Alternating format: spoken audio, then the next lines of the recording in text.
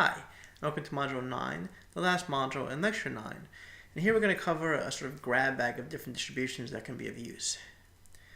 They're going to fall into two major categories. One, duration distributions, and the second, distributions that are useful for statistical practice. In both cases, you are much more rarely going to actually deal with the actual PDF or the CDF. So only in the very first example am I actually going to even write the PDF on the screen. For this kind of material, I find it often better to be able to just look at it on a piece of paper rather than having it flash by you on the screen pretty quickly. So I'll show you the pictures in the book to give you a handle on it. But again, you can go look at this in the book or obviously online for this particular material. And here again, the goal is not to actually provide some kind of exhaustive understanding of these distributions. You're going to get that in your stats classes. These are all very related to statistics. And this is not a stats class, but it's just the goal is really to get you familiar with these, at least in passing, such that when you see these later on in your stats classes, you can recognize, oh, these are continuous distributions. I sort of have a vague idea of why they're useful, and I can then go apply that idea and remember back to how the general theories of continuous distributions are relevant for my particular distribution or case. So, with that said, let's talk about the first one, which is duration distributions. Duration models. Now, duration models cover timing, how things happen in time. So, for instance, how much time is there before a coalition government collapses, or before an alliance breaks down, or before a polity changes type, so on and so forth. There are lots and lots of examples in political science, and really all the social sciences that deal with temporal change and how things change over time. Duration models help us understand those things. So they're another sort of commonly observed class, and probably more commonly as we go forward, class of distributions. The sort of most basic one, in a sense, is called the exponential distribution. It's pretty simple. It looks like this.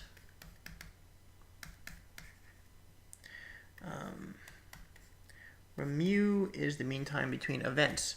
You sometimes see it with a lambda, which is equal to 1 over mu, so it's lambda times e to the negative lambda x. And there's a rate instead of time. But again, this is the general form of the exponential distribution. I can show you a picture of the thing.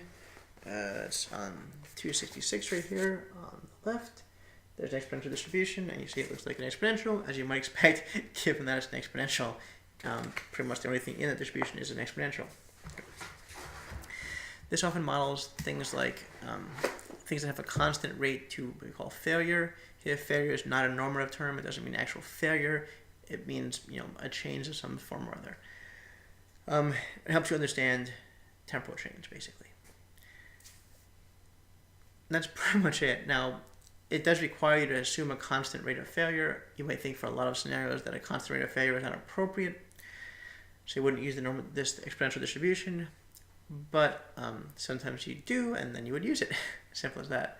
And again, there's a lot more to this, obviously, that you see in your stats classes. But this is a distribution meant to tell you sort of how much time we expect to wait.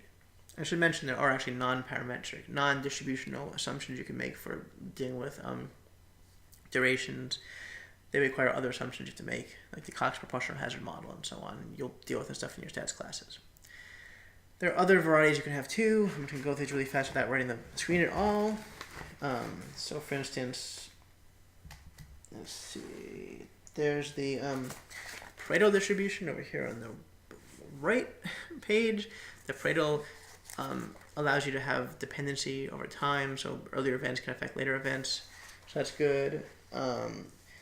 There's a gamma distribution, which is over here, which allows you to do different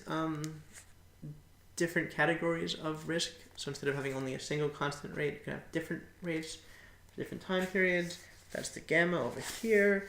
And this is the Weibull distribution, which is a sort of weakest link distribution. So if you have multiple things happening at once, but the first one that breaks down is the one that counts, there's a distribution for you. And again, so there's all these different distributions that allow you to deal with durations of different types. And again, this is not obviously any kind of exhaustive anything. The goal is just to give you a sense of what kind of distributions are out there to measure durations. And when you see them in your stats classes, you have some sense that you've seen them before, and more importantly, understand that the general theories behind continuous distributions continue to apply to these distributions. So expectations, expected values of things, expected utility involved in these if you happen to have a game theory example. All this stuff, means and variances, moments, they all can be used just like we did before for these different distributions. So you have seen this stuff before. The last type of distribution we're going to cover in this module falls into the unhelpful category of distributions you use in statistical testing. Because you'll see this so often in stats classes, and because this is not a stats class, we're not even going to show you a picture of these distributions. We're going to talk through. I'm going to talk through really quickly what the distributions are. There are three of them that come up a lot. One is the chi-squared. The chi-squared distribution is a distribution of random variables, independent random variables, the square of them. So the sum of the square of independent random variables, so it relates to the sampling distribution of the sample variance of a normal population. That's the chi-squared distribution. Next is the student's t distribution, or just t distribution. This corresponds to, or represents, or models a distribution in which you have a random variable distributed normally divided by the square root of a random variable distributed according to a chi-squared distribution. It helps you test the t-test, which is associated with a student's t distribution, helps you test differences in means normalized by their standard deviations to see how far apart the one mean you draw is from some population mean, say. And the last one is the F distribution associated with the F-test, and this is a distribution that models one variable distributed according to chi-squared divided by a second variable distributed according to chi-squared. It deals with analysis of variance and also silent joint testing of multiple coefficients to see if they're all jointly zero or not. That's it. And again, that's all we're going to talk about here. But again, these are continuous distributions. They have properties like any other continuous distribution. If you actually open up the book, you'll see when I actually wrote the all the PDFs down here. So you could in theory do all the same stuff as before, calculate all the same moments and so on and so forth of these distributions. The thing is, you just see them so infrequently outside of just using statistical software that there's really no point to going through this here in a math class. In a stats class, obviously, much more of a point. So that's it. That's the end of continuous probability and also the end of lecture 9, which is the last lecture in the probability section of this class. So this completes part 3 of the course on probability. The next part, if you haven't already gone ahead and done it beforehand, is part 4 on linear algebra. If you have already done that, you can go straight on to the last part on multivariable calculus. But I'm going to go on now to the linear algebra part in part 4 of the course. Thank you very much for watching.